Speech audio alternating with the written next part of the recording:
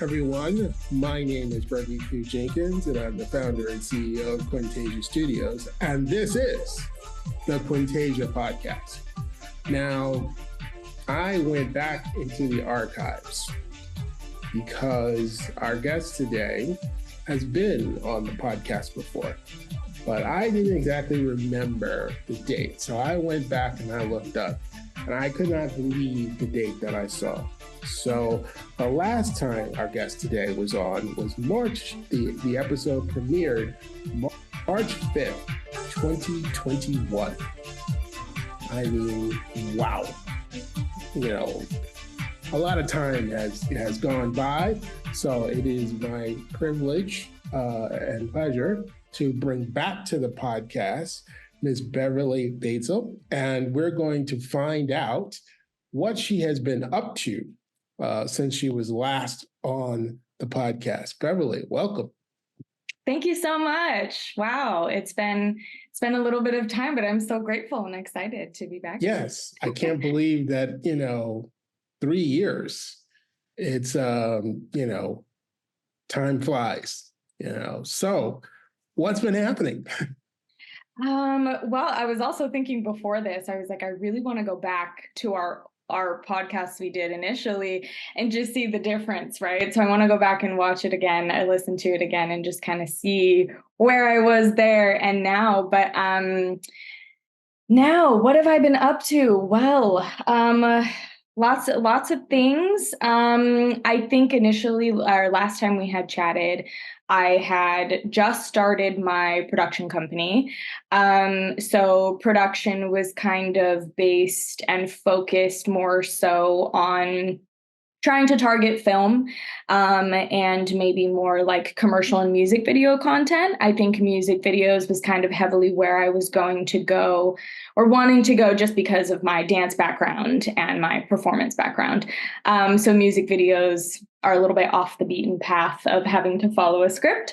So music videos and film for a while, and fast forward to now, my company is now kind of a full service production company. So we do more so commercial music video and film productions. Haven't really gone too much into the TV world. I think that's another thing that we'll wait to tackle. But operating in LA and in New York, which is really exciting. Anyone that knows me knows that my heart is in New York, although I do like LA's weather better. But yeah, so operating on both coasts. And then I started to really get heavily into photography. So I do a lot of branded fashion, editorial, lifestyle content for either personal brands, artists, or businesses. So I've been working pretty heavily in that space and doing a lot of product photography as well for companies like Amazon, Lamborghini. They just released a champagne and a tequila, so that was fun. Got to play around with that. But yeah, so a lot of product photography and just bringing stories to life. I essentially tell stories for a living, but it sometimes might be a personal brand story or an actual feature film script. So that's where I bounce back and forth and where I live, but anything and everything, spreadsheets and cameras. But you've been keeping busy. So that's super, super busy. I'm super grateful, especially because we've had such a roller coaster of, some years between the strikes and the pandemic and all that stuff. So navigating has been very, very interesting, but yeah.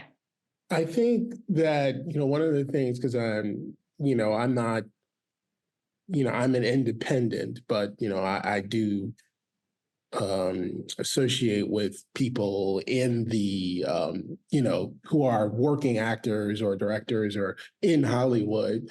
And one of the things that is coming back, which doesn't surprise me at all, if you're a student of business, which I am, you kind of can predict certain cycles. So unfortunately, I knew, and as far as I am concerned, and as far as this company is concerned, all of the gains that the unions won, I think, were hard fought and well deserved.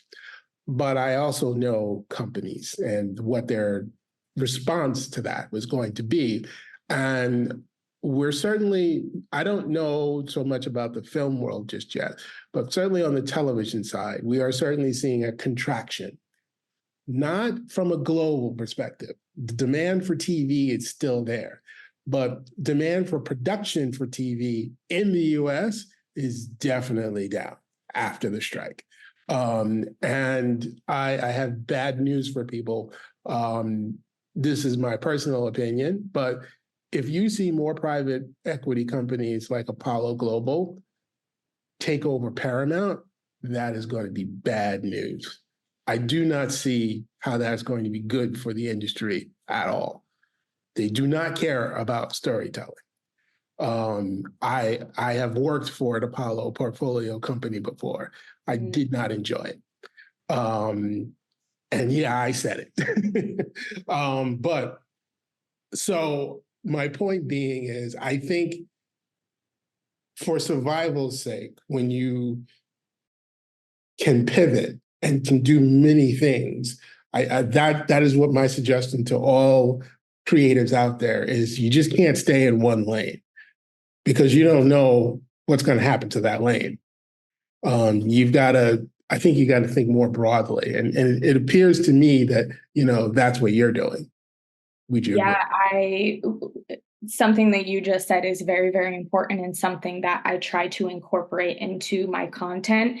I've also kind of been trying to move into the space of how do I teach people how to create what I've created and live in a world where you can wake up and you can do what you want on a daily basis and not have to wait for people to tell you to go, or wake up and go into an office environment that you don't want to be in if you're a photographer. So kind of trying to teach people how to make work consistent for themselves in the area that they actually want to work in.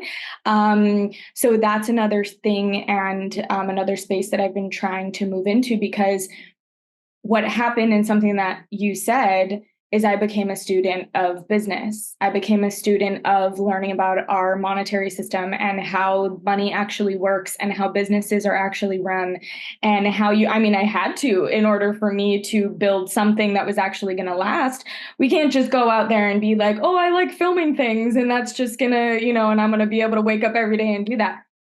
Not for the roofs that we have to keep over our head in these crazy expensive cities, and, buying $7 loaves of bread, it's so becoming a student of business. And I really started to learn about investing. And even if I don't have, people think you have to have millions of dollars to invest in some capacity. So fast forward, that's another part of what I'm trying to do, is really help artists. And when I was a dancer and an actress, I wasn't learning about where to put my money.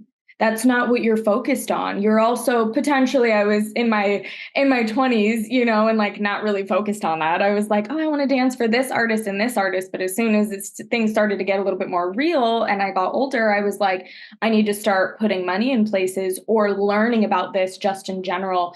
And that's another thing, is I really, really try to encourage people to understand how a business actually works, because I'm a firm believer, and I don't think you should have to wake up and go build somebody else's dream. I think you just need to learn how to build your own, but that comes with minimizing distractions, staying focused, you know what I mean? But it's worth it. Oh, it's so worth it to stay focused on the stuff that matters to you. So trying to push that too. Well, that's what I'm all about. So since the first time we talked about it, and even more so now, It is creating opportunities for underrepresented communities. And part of that is we have to understand this is a business. And, it's sharing that knowledge of one of the big things that we're on now. I'm happy to say that I'm at a place in the negotiations of what I'm trying to do, where I now need to, as my advisors say, shut up about it. But I will say this, part of, if you're going to do what I want to do, and be a studio, not just a production company, an honest, full-fledged studio. And I realize there are a lot of companies that have studio in their name, but they're really production companies.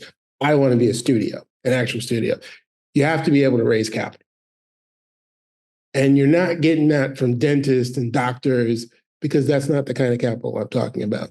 I'm talking about institutional capital. And I think for underrepresented creatives to be players in this market, you have to know how to raise institutional capital. And so that's my next. I think that's my next phase in trying to change the getting an owner mindset in people and having them don't just sit back and wait to be cast in a movie or wait for someone to tap you to go and helm some production. Do that production yourself and let that be your calling card. But fundamental to all of that is learning about business. And how would you say for yourself, once you started to focus on business, what kind of things started to happen for you? How did things change for you? Oof, everything changed. I would say the biggest thing, and it's so simple, the more that you see, I would say the more knowledge you gain, the more firstly, you have to be curious. So you have to be curious and you have to start to understand what it is that you're curious about. Then go seek the knowledge. So then once you start to educate yourself on the things that keep you creative and curious, then once you have that education, now it's almost as if it's a really cloudy day and all of a sudden all the clouds disperse and you can see this beautiful blue sky and the sun. So it's clear. You're not like, is it sunny? Is it this? Is it cold? Is it whatever?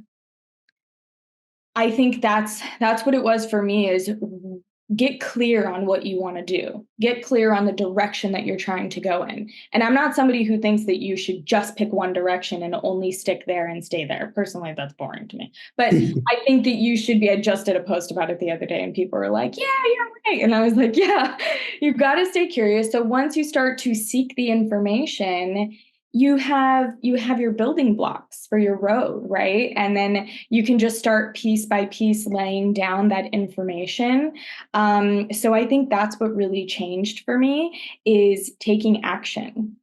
And all those things tied together, it all is about taking action. So I became curious. I started seeking the knowledge. I started asking the questions, whether that was reading books, reading articles, reaching out to people who I trusted in the space that might have an answer for me or lead me in a direction of somebody that I could speak to, that I could, gather more information on. You have to become a student of business, but within being a student of business, you have to be just essentially your student in life. We're not given the tools that we need to build, especially in the world of entrepreneurship. We are in no way, shape, or form set up for success in any capacity. Once you start learning about the things that you can do in a business, your whole path just becomes so much more clear. And once you start to get those answers, it's like a camera. You look at these huge cameras, whether it's a Red or however it's built out, an Alexa, whatever, and you look at it and it's really overwhelming, right? But if you started learning about where the plugs go and why they go there and what makes your picture look like your picture, a camera, a photography camera, the camera might look really overwhelming and the final images might be like, that's impossible. How did you get that?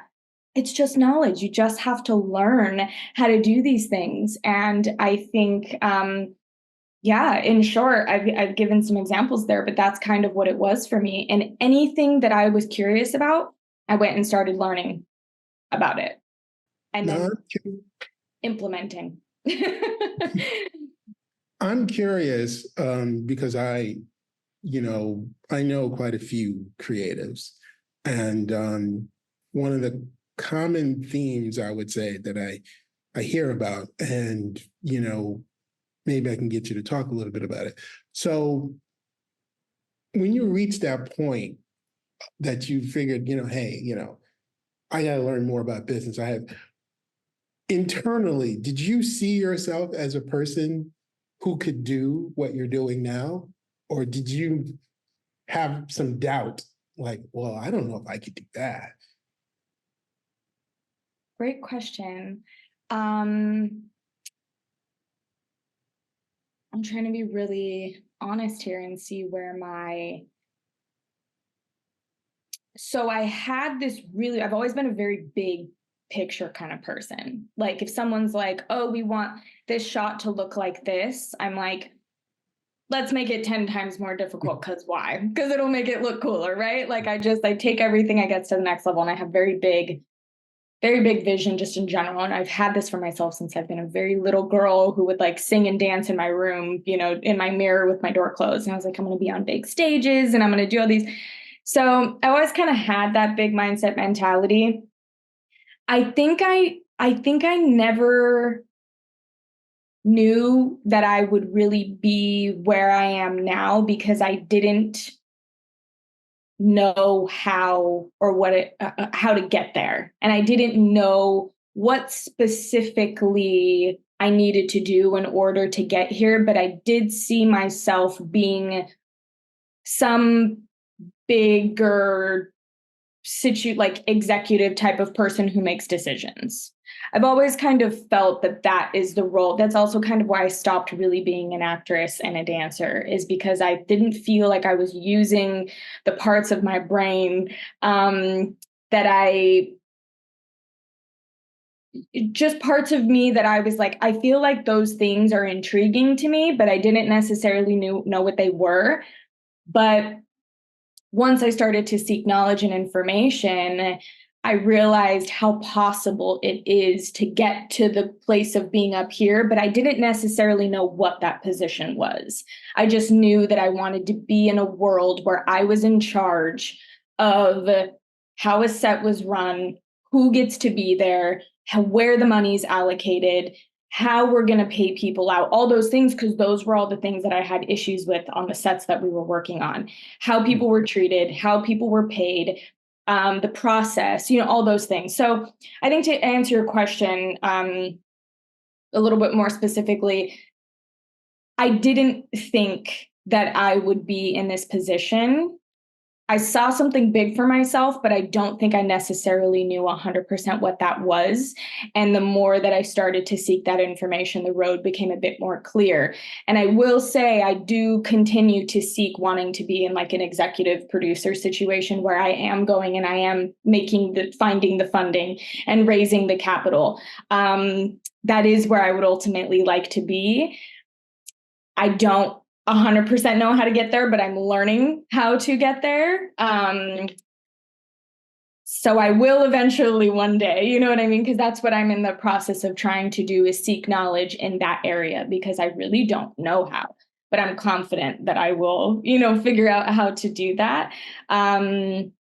So yeah, I think I saw myself in a position of leadership. I just didn't know in what capacity. Right. But operating on like both coasts this quickly, and some of the opportunities that I have been, grateful enough to receive at this point, I definitely didn't see that coming. That's for sure. What I tell people, and just so two things, and one before I forget, I would just say, now it's a little more tricky for you because I don't know how busy your Saturdays are, but we have an online forum. And in that online forum, that's what I talk about. I talk about my journey to raise institutional capital. And I was actually going to ask you about this. Yes. And I explain, because again, I think it's important, particularly, you want to do a film, and you need to raise whatever, depending upon who you talk to, you could be raising 38, $40 million just for, I'm not talking Star Wars. I'm just talking about a regular film. You have multiple locations and, some stars in there that people have heard of. That's going to cost you, big bucks to do. And again, it's knowing, well, how do they do that? What is their, and I'm not saying that I am a master at it yet, because you'll know it when we do it, but we're in the process of executing this. Now, I do know how institutional money works. And there's lots of things that people aren't even, I'm going to guess, and I went to school I have an MBA in finance. And my professors always said, the problem is we teach you how to manage your second million and beyond. It's not really set up for you to make the first million. That part you got to figure out yourself. When you have the million, oh yeah, we tell you what to do with it. But getting that first million, that's what you got to figure out. And understanding how institutional money, if you have big dreams, and if you're in a capital intensive business like ours, where it's really not going to be possible for you, because in order for you to earn revenue, you first got to spend a lot of money to earn that revenue. So you can't get around the fact that you're going to need institutional capital. And that's the point that I'm trying to drive everybody. Everybody's trying to go for the wealthy person. That person, and people don't realize there are laws that, so if I was going to raise, you can't have a single individual investor for a $40 million film, because if they were going to invest $40 million, you know what the law says? They got to be worth at least $400 million. The SEC won't allow you to take an investment from somebody if that investment is more than 10% of their net worth. And guess what? That net worth can't include the value of their primary residence. And for most people, their primary residence is their biggest asset. So they have to have wealth beyond the house that they're living in. So now you're talking like a really small class of people. Now they're out there. I'm not saying that they don't exist, but you're talking like the big people in the world. Yeah, like you better go find Warren Buffett. Exactly. Something like, or maybe not, you don't need necessarily Warren Buffett, but you definitely need like hedge fund managers, people worth like over $100 million, because that's the neighborhood now that you're talking about, if you're going to try to get that from individuals. But all of those individuals have companies. Mm-hmm. And all of those companies would be considered accredited investors. Now, I'm going to stop there because this is, as you can see, it's a subject I'm passionate about. But we could talk about this all day, because so I'll definitely get more information from you about your Saturday forum, because because this is the kind of stuff that the process that we're going through now, because we want to build a physical studio eventually. And this is the process that we're going through to find, but it's going to be in New York. And, it's been a journey, that's all I'll say. But getting back to our original point, I guess the point that I hope the people are watching out there, because I hear this a lot, I don't know where to start or where. You have to get to a point where you start. There's no, like now I'm playing with AI tools and seeing what it can do. I just had to make a decision. Okay, I don't know what I'm doing, but the only way to learn is to do it. Absolutely. And if I could say to anyone who's listening, who is curious in any capacity about what we're talking about in terms of money or capital or broadening your mind, your perspective, just getting a overall, start thinking about your relationship, because there's so many different avenues of being able to pay for things. There's, you know what I mean? Like, which could be 7 more conversations, but so many different ways that you can go that you don't have to be a millionaire to make certain decisions or do certain things for yourself in order to start and be curious about. That's what I did when you reached out to me about my reel that you saw. All those things I had paid for myself. I put all those productions together myself because those were visions that I had, that I used my full-time job money and put it into my productions. But if I could say that there is one thing that I tell absolutely everybody to read, is the 10 distinctions between millionaires and the middle class. And this book is a 60-page book that could just educates you in the sense that it doesn't necessarily teach you too much about money diving in. It's where your mindset is and your relationship with money in the first place to even know where you're at on the spectrum. And I had to be like, because it is a mindset thing. You have to know that it's possible, first of all. I'm sorry, $1 million today is not a big deal. That's not a big deal. It's just not. You need to learn about inflation. You need to learn how these things are working. But the book, The Distinction Between Millionaires and Middle Class, it's a simple read. I read it in one night. Took me an hour and a half. It's like 60 pages. Downloaded it on Amazon. I ate my pasta while I was like reading it on my computer screen. And it shows you where you are on the spectrum in terms of your mindset. Some parts of my mindset were in the rich, some parts were in the middle class, and some parts were poor.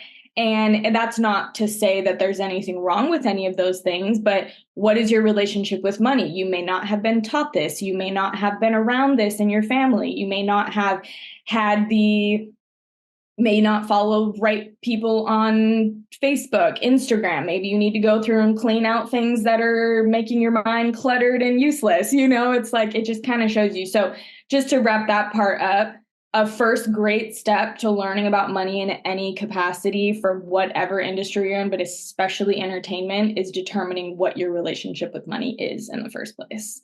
And that book is, I wish I should reach out to the book and be like an ambassador for them, because I tell everybody to read it all the time.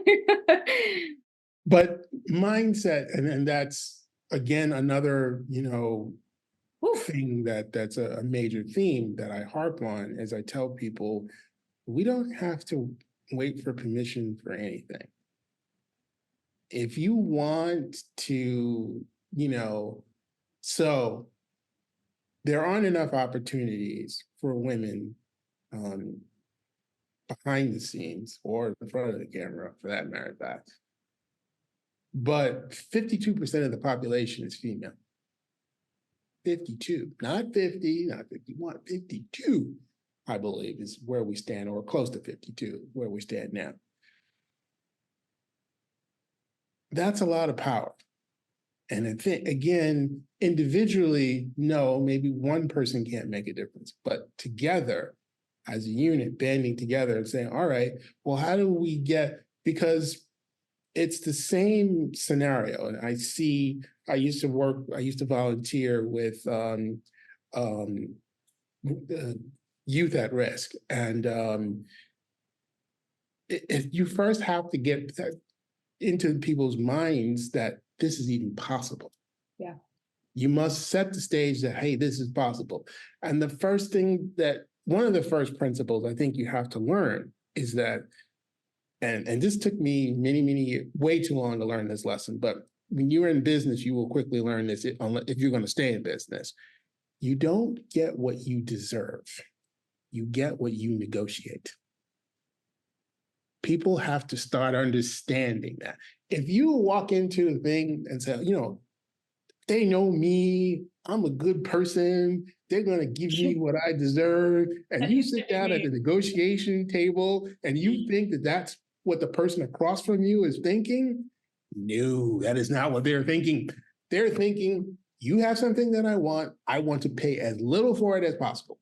That is what they are thinking. With the biggest returns as possible. With the biggest returns as possible.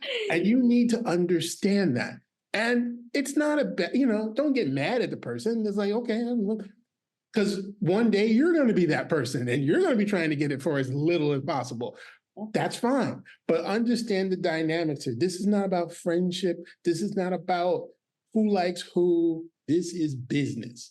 And if you are not willing to advocate for yourself, then who is? You can't expect the person that you're negotiating with to be your advocator. That is not their role. Yeah. That is setting yourself up for disappointment every single time. Every single time. You can't feel bad about speaking up and understand that the outcome may be there may be no deal to be had. And you need to be comfortable with, well, we can't seem to find a meeting of the minds, and walk away. Yeah. And that's fine. Because I guarantee you'll get, maybe you lost that one deal, but that one deal might have been a disastrous deal for you anyway. So you did yourself a favor, because you have to know what you're looking for. Something I just posted it the other day, that you have to be okay with rejection. And anything that you do, you have to be okay with rejection. As a performer going to auditions, you get rejected all the time. You can't take it personal. I may not be tall enough. My hair may not be dark enough or light enough, or I don't care what it is. That's your guys' decision for the performers that you guys wanted to cast. I can't take that personal. Whatever you guys chose, that's okay. It doesn't have anything to do with me. So I was so used to rejection from, like, literally personally. You rejected me, whether it was my look, my acting, my singing, whatever it wasn't right for the role. I will never refer to myself as not being good enough, because that is just setting yourself up to fail for future whatever. It's not that I'm not good enough, it's that I just wasn't right for their role and what they wanted to cast. Because now that I'm in the chair where I make the decisions of who I bring in, I only bring people in based off of if you're right for the role. It's not personal. I've even had to tell friends that send me their stuff, you're not right for the role. Just because you're my friend, that doesn't mean anything. So I say this to say rejection isn't a good or a bad thing. It's just redirection. Rejection is just redirection. That's all that it is. You take what you can, and if something doesn't move forward, if anything, I'll go back and I'll assess where could I have been better? Where did I not feel prepared? And I'll always even go back and keep an open line of communication with anyone. If you have any feedback, is there anything that you didn't see that you might want to see for future moving forward? Maybe we can continue to work in a different capacity in the future. None of this getting like so hurt over people not wanting to, you know what I mean? It's not a personal thing, because maybe it just wasn't right for the business goals or the direction or whatever they want to do. And within business and understanding business, you don't take it as like personal, it's more of like I'll just redirect. And that same mindset is going to be necessary when you're raising money, whether it's from institutional investors or private investors. It's the same thing. Yeah. 95% of the time, the answer is no, if you get an answer at all. Right. Also that. Because, a lot of times you're just going to be ignored. And people think that, that I got a little insight when I got a chance to work at an investment bank. And I got a chance to see what they go through, and I thought, because they're a bank and they're dealing with, it would be different. Process is the same. The only difference is the scale, and I was surprised at the number of people they had to talk to get a deal done, and for the length of time. Also, you think that, it's one no, it's not one conversation. It's never one conversation. It's multiple conversations until you get to a yes, if you get to a yes. But that's the thing that people have to start realizing, that this is a process. Yeah. And even in a no, you can possibly get feedback. Okay, I understand this is a no, but would you mind, what about this, didn't interest you or concerned you? And that feedback is valuable, because if they're looking at the deal that way, probably other people you're talking to, at least some of them may be seeing it the same way. So how can you get ahead of that and say, oh, yes, this is true, but we have this element of the deal which kind of mitigates that risk. Absolutely. And, get ahead of it. And that's the way, but you're going to get, thousands and thousands and thousands of no responses or no's And the always. more you get through the nose, the closer you are to the yes. Yes. So But and the other thing is, which I don't, I know I didn't. And this doesn't matter what business you're in. It's all about relationships. People do not cut multi-million-dollar checks to people they do not know. That does not happen, ever. The only time that happens is if you are a relative of somebody that might be rich or powerful. Then that might happen. But that's because they're trying to get to that person, it's not about you. right. But unless you're in that situation, if you are, then give me a call because I don't know what that's like. I'm in the sections of the nobodies over here trying to get stuff done. Yeah. And for us, the thing that we have to do is we have to make ourselves known to the people who might eventually write the check. Yeah. Because every single investor has told me the exact same thing. At the end of the day, it's not your pitch deck, it's not your business plan, it is you. That is what it is. That gut thing is, do we like this person? Do we think this person has, because everybody knows, I'm going to keep it PG because I don't want to have to edit this out later. Everybody knows that your pitch decks and your business plan are total BS. They know this. They are not, you are not fooling anyone with your projections and your flowery, like, oh, we're just going to go up linearly and everything's going to be beautiful. That is total BS. And they know it. Meanwhile, the process is you walking through a war zone. Exactly. What they want to know is the first time you get fired upon. Yeah. Are you going to run? Can you handle it? Yeah. Can you handle it? Because I just invested $1 million. I can't have you having an emotional breakdown. And this is not a gender thing because men do this too. I can't have you have an emotional breakdown and say, oh my God, because the moment your idea is successful, what do you think the bigger companies are going to go, oh, okay, let's do that. And then here you go. Now you you might have been the first, but you won't be the last.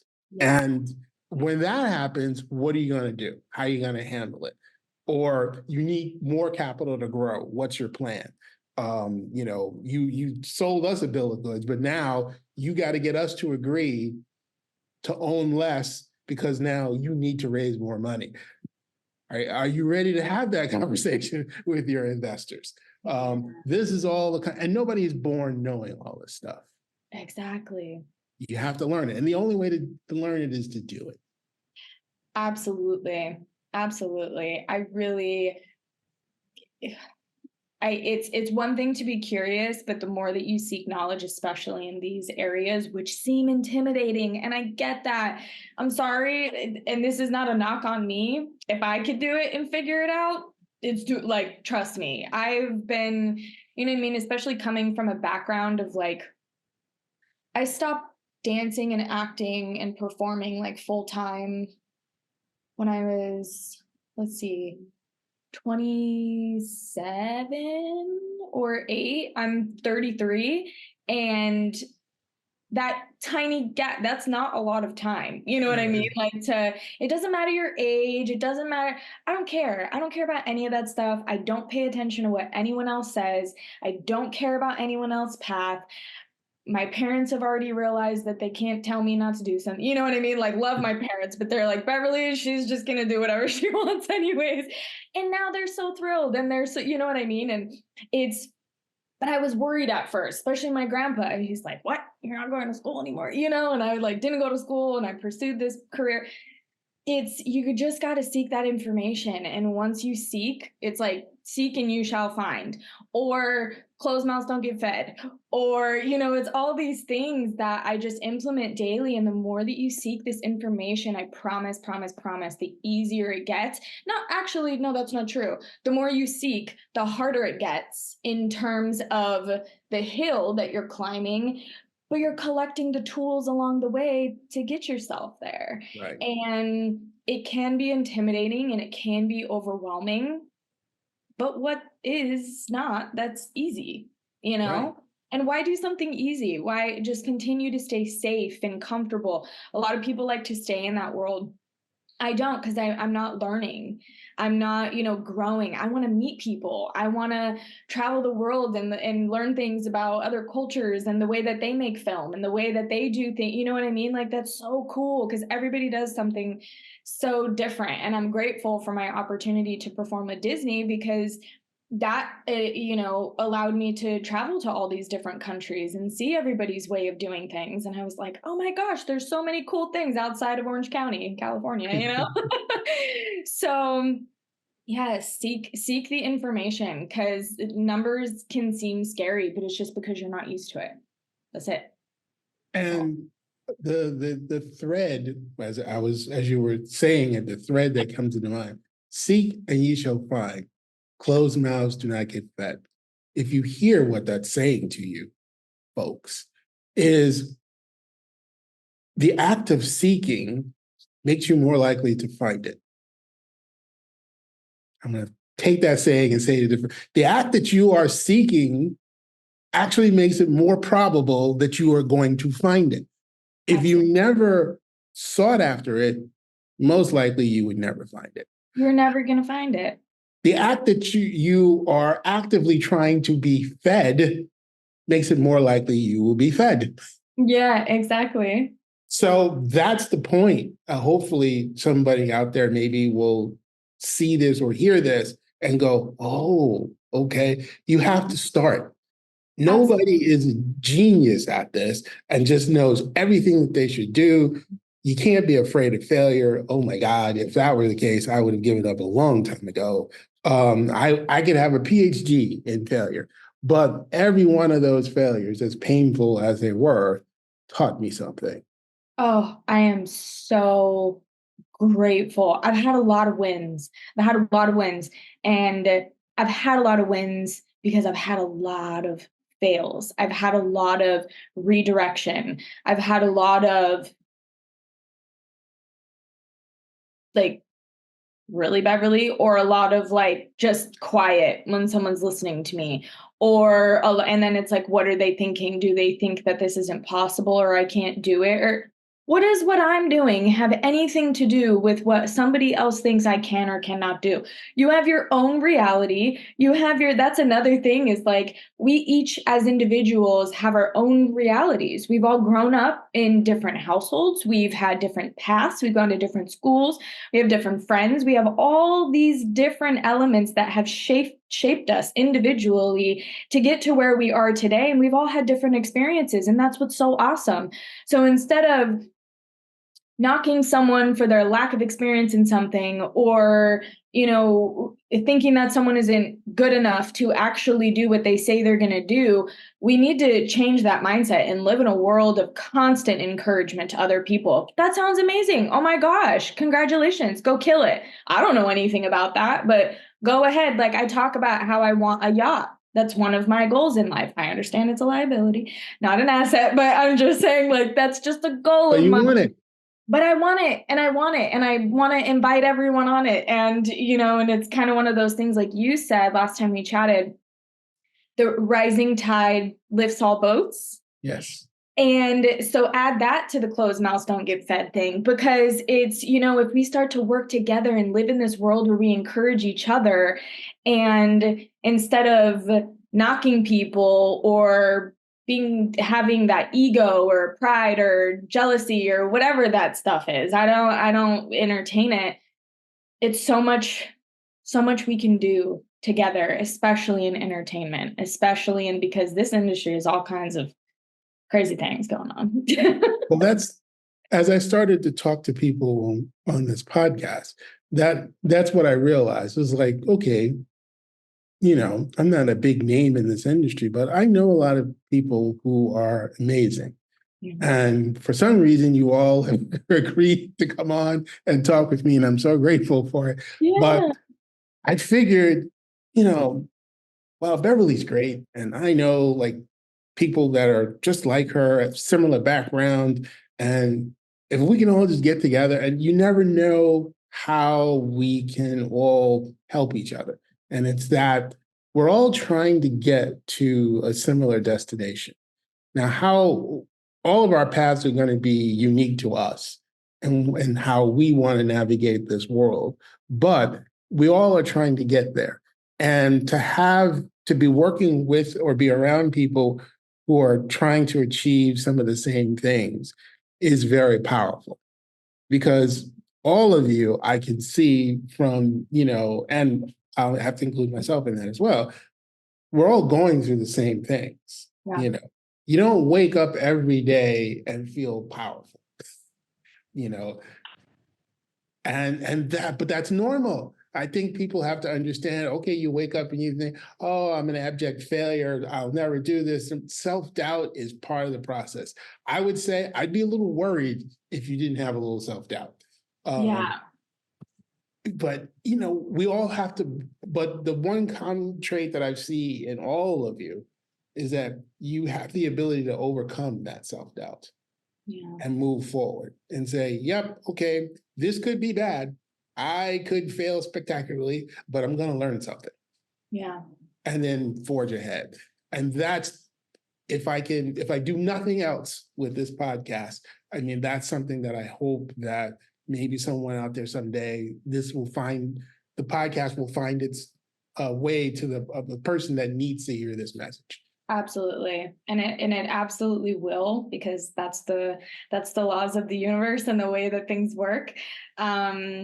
And, speaking of laws of universe, and I can go into all these other elements and things that have helped in terms of like seeking information. You gotta figure out what you're curious in and what it is that you want to do for sure. But within these moments of self-doubt and within these moments of,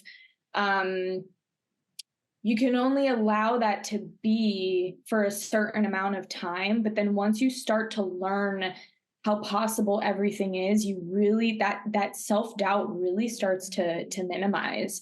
And the frequency in which those thoughts come in, I think last I checked, I don't know if the number has changed, I'm sure it has, but I think on average, last I checked, human beings have, it was some astronomical number of like 50,000 almost like negative thoughts that cross our minds, whether we're unconscious of it or conscious of it. These things, negative? For what? Why? Why in the world? How does that make sense to anyone? The first time I read that, I was like, what? I lived in New York. I was like 22, 23. I read it somewhere. I don't remember what it was. It was in my era of reading the Four Agreements. I've always been a student of I went to school for psychology until I realized I was like, I can't stop dancing in psychology class. So I'm just going to leave. But I think, so that's also where it started a lot for me, was to realize, like, why do humans become so negative? When you can walk out to, anytime we're in nature, we go to the beach, we're at brunch with our friends, chilling by a pool, all these things, which are free, by the way, you know what I mean? All these really beautiful things that are really get the serotonin and the dopamine going within our brains, you know what I mean? And really these exciting things that are so minimal. Why are we not grateful? Why are we not aware of even our breath? Why are we not grateful for the fact that we can get up and walk around? You opened your eyes, and the first thing you think is something negative. You're not living in a world that, like, you're gonna put things. I'm big on that. I'm big on your focus. Your focus, or your energy flows. What is the saying? Where your focus goes, your energy flows. And I've always kept my mind in a world where if anything negative happens, or I start to get, this person's not emailing me back, I really want a response, or, and then you start to go in those, because I have a deck that I do send, especially for personal branding photography, because it's easier for people to kind of see the scope of the work within the specific deck I made. And if I don't get a response, it's all good. They'll reach out if it's right. If it's not right and they don't think I'm right for that, it's very simple. And we get caught up in these negative, just, I've never understood that. And I'm not saying I've never done it, because I think it's normal for humans and the elements that we see and the things that shape us and our social medias and all that good stuff. But it's the power of the mind. And you cannot let things seep into your mind that are not beneficial for your growth. And that's another thing, is I just do not allow anything in my path that makes me, people are like, oh, but it's so hard. It's not. It's not. It's not too difficult to keep what's important in front of you and continue to focus and continue to be on that journey. I just don't allow it. I think dance provided me with the means to be very disciplined. And my mother is probably the most disciplined person I think I've ever met. So shout out, mom. But yeah. I do think now that I play the piano, and so concentration is important. I think and there's where the arts discipline. So for all of you who might have thought, well, I don't want to waste money, teaching my kids, letting them be in the arts or something like. I do think there's a mental discipline to that. Dancing, especially because it's hard. You see the final result, the movements that look beautiful, but to get to those beautiful, smooth movements, there was a lot of hours of practice, and I'm sure the body did not feel good when that was happening. So most people don't want to do the work to get there. Yeah. But you have to have the belief and the knowledge that you can get there. It's not, there's no other. I grew up thinking that, Bill Gates could do that. Warren Buffett could do that. I can do that. But this was the internal voice in my head. Now, fortunately, my mother never, ever, ever, and I will give her a shout out for that. That's not what she instilled in me. So, like, if you're willing to work hard enough for it, if you decide that's what you want, then you absolutely can do it. You That's can it. just, go for it. And it didn't matter what I said. Like, well, if that's what you want, then, she would support me and go for it. She never said, the only thing she didn't support was when I decided I didn't want to go to college. No, she was not in favor of that. Same. But everything else, I did, by the way, eventually go, folks. But I took a year off. I did need a break. I felt like I was in school I was literally in school for most of my life at that point. And I was just so tired. But when I couldn't get a job, I got it. Got to go to school. So yeah, you're like, now I get what you're talking about. But what your mom said, I just read that. I'm rereading Think and Grow Rich, and they just said that yesterday. They're telling a story. Have you read it before? By Napoleon Hill? I have not. Well, I'll let you finish your story. Some of these books, I'm very well aware of them. Right. But I will just say the general sentiment, I think people need to know and understand. But unfortunately, sometimes some of the people connected to these things are a little questionable. Totally know what you're talking about, and I totally agree with you there. Because there are certain things throughout the book I was like, that kind of contradicts with other things that you did, but but there's just this element in the book where he I forgot his name, but I just read it yesterday, of him just sitting on an idea for 2 years and just sat around with it. I'm currently doing that with something, and I've been so annoyed that it has taken me this long. It's not that I don't want to do it. It's just taking action and deciding that you're going to do it, making that decision to be like, this is what I'm doing. And there's no ifs, ands, or buts about it. So he was like, I need a certain amount of money, an investment. And he'd been sitting on this idea for about 2 years. And then he was like, I'm going to give myself a week to find it. I don't know where I'm going to find it, and I don't know what I'm going to do, but I'm going to give myself a week to find the investment, the funds that I need in order to set this specific idea off and get it made. Once he got up and decided he was going to do it, and it goes through what his brain did and the certain steps that he took in his mind to determine and make the choice that he was actually going to take action and do it. He randomly met some person within 48 hours. He had the funding. So crazy, probably you're not going to go to a coffee shop and meet the person who's going to like give you $1 million for your funding. But it might happen, like, I don't know. But it's just the kind of what your mom was saying. If that's what you're saying that you want to do, then go after it. It's not, I don't see why not.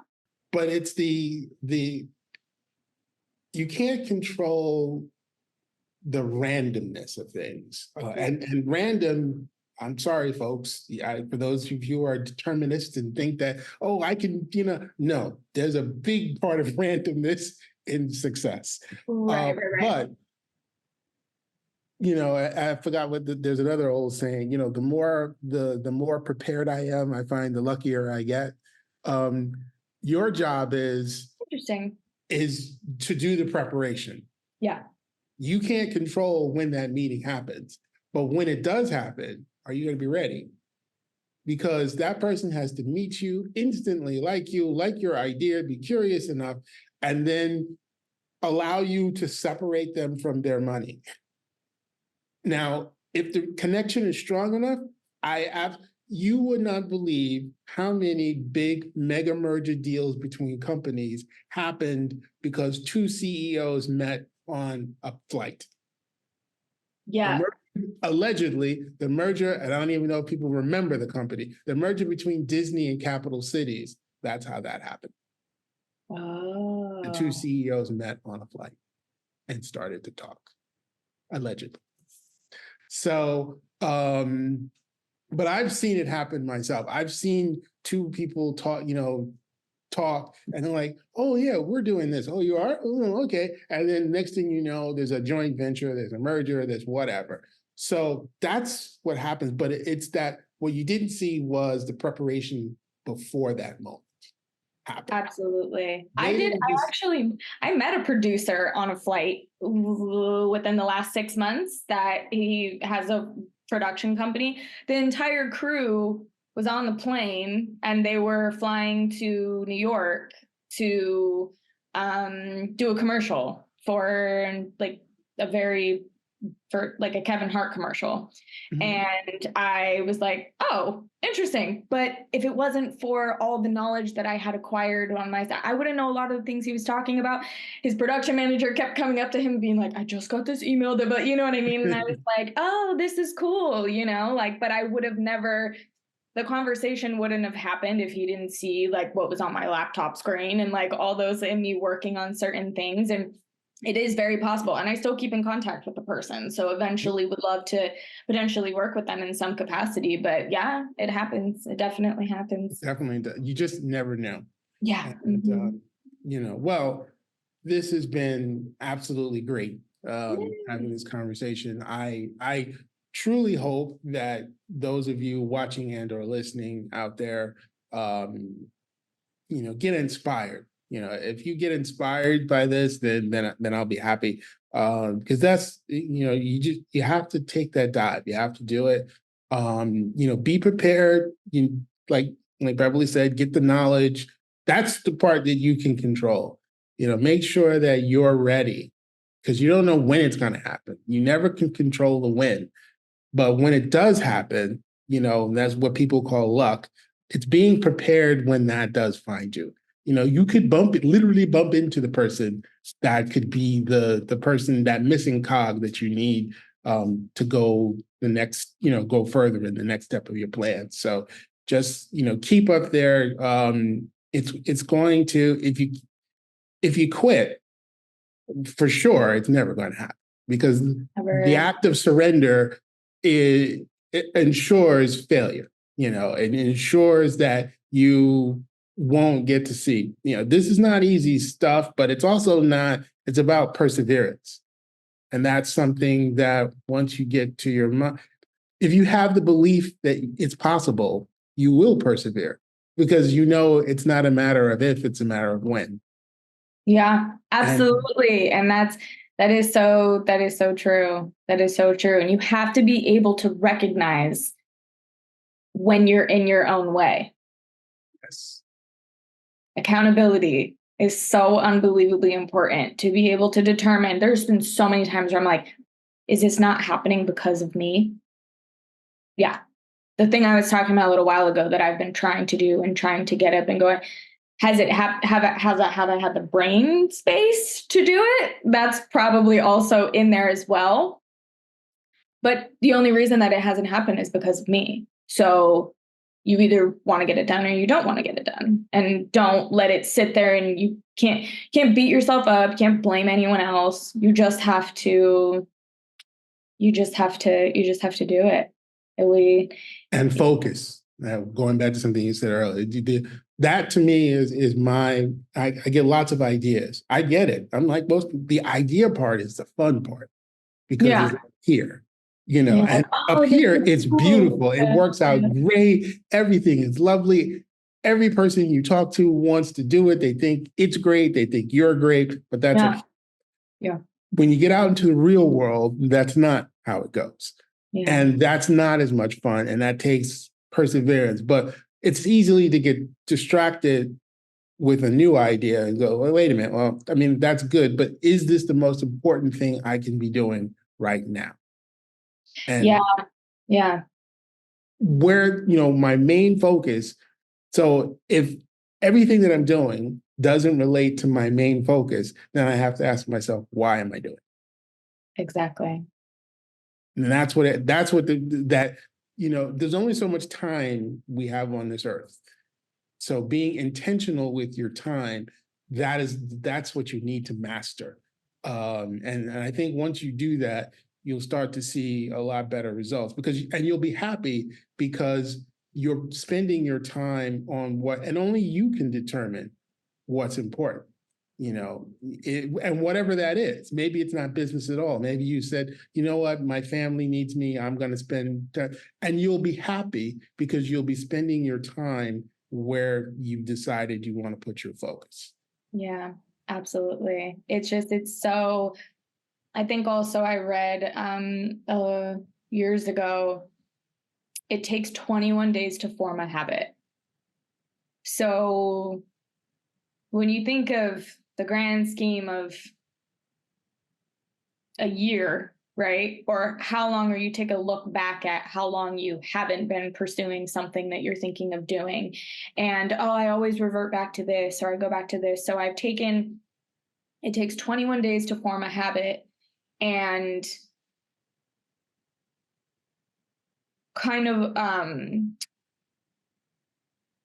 within, I would say, a week or two, 21 days, I would say it kind of puts it in your system because repetition is helpful, sure. But I think it's even shorter than that to get into the groove of something. It's like working out. If you work out for 2 weeks straight, you're going to see results. You're going to, maybe around 2 weeks or so, depending on the result, but you're going to see it. So it's not that you're going to wake up tomorrow and you're going to have the investor conversation and get the 40 million or however much that you want.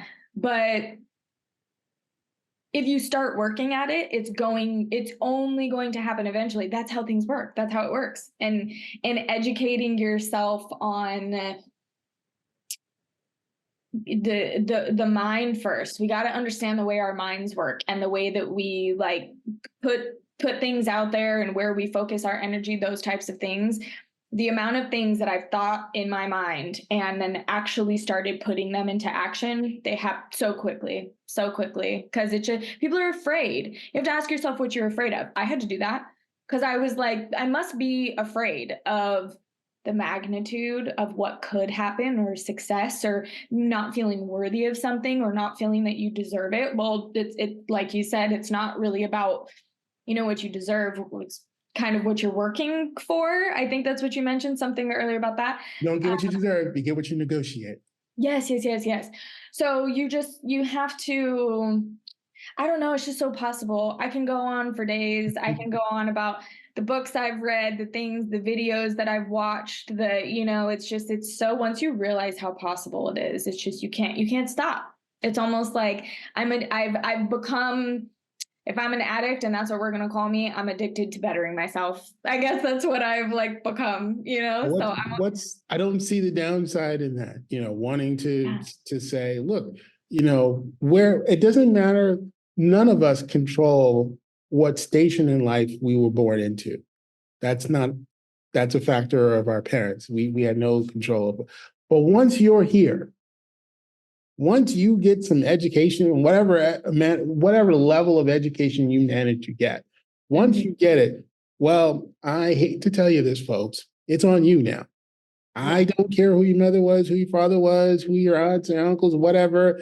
It's now on you on what happens. You can blame the stars, you can blame whatever you want to blame, but nothing is going to change for you. One of the lessons that I learned is, do you want to be a thermometer or do you want to be a thermostat? A thermometer just takes the temperature. It'll just tell you it's hot or cold, but it has no power to make a difference. It just says, oh, my yeah, life is terrible. Oh, things are not going the way. Well, okay. Then if you're a thermometer, then you have no control. You have ceded your control to everyone else, and then you're going to get whatever you get. Or yeah. you can be a thermostat. If my life is not going the way I want it, I can go. I have the control. If it's too cold, I can turn up the heat. If it's too hot, turn down the heat. That's control. That's the difference. And that's the mindset you have to have. If you don't like the way your life is going, change it. Yeah, if you're gonna be a victim of your past environment and bring that into your present environment, like you're saying, and I tell people all the time, the harsh reality, after a certain amount of time, you can't blame anybody but you anymore. So I Right. understand things might be difficult, and I can have the conversation all day about how, when you grow up in certain things that shape you, do you know yes or no? Do you know right from wrong? Do you get up and go to work and feed yourself and pay for a roof over your head? Then I think that you can manage to figure out how to, you know what I mean? Because the excuse of, oh, well, this is from my power, this type of, but oh my God, get over it. I'm sorry. Like I just, you know what I mean? All of us have had some type of experience or story that they can tell people from certain things that have happened that potentially shape you or get you down, or even things that happened a year ago that have really affected you and, made something difficult for you. Look at what it is, go through the emotions about it. You're not a robot, okay? And I don't know, nurse yourself back to the amount of times I've had to do it. Oh my gosh. I might look like, roses and sunshine on social media, but nobody is that, nobody is that. Nobody's life is life, and it's life for everyone. Everybody is going through something, dealing with something, but also at the same time, everyone's experience on this earth is different. So if we stay in this balanced, nobody goes over the edge too much with people they don't need to. I don't believe in not acknowledging people when they walk by me. I don't know you, but hey, what's up, other human? Why would I act like you don't exist?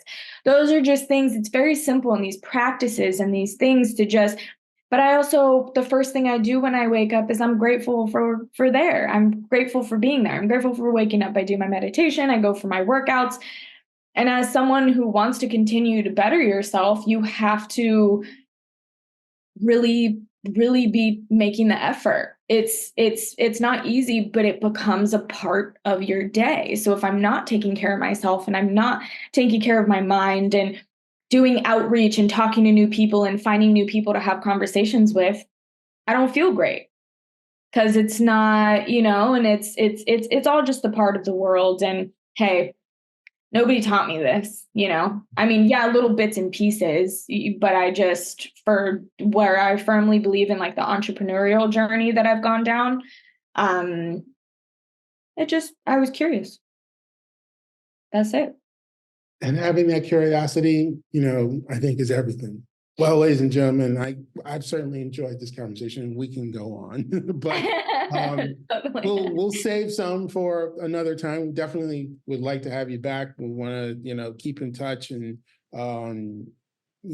as you grow and whatever you're excited for you and, whatever, you decide that you want for yourself and your future ahead. And I'm sure a bright future is ahead for you. And we thank you so much for lending your presence, your thoughts, your essence to us on this podcast. And I hope everyone who finds this podcast was enriched by it in some way. So you've been listening to the Quintasia podcast. Thank you very much, everyone. I will say bye-bye for now, and I'll see you next time. Bye. Thank you.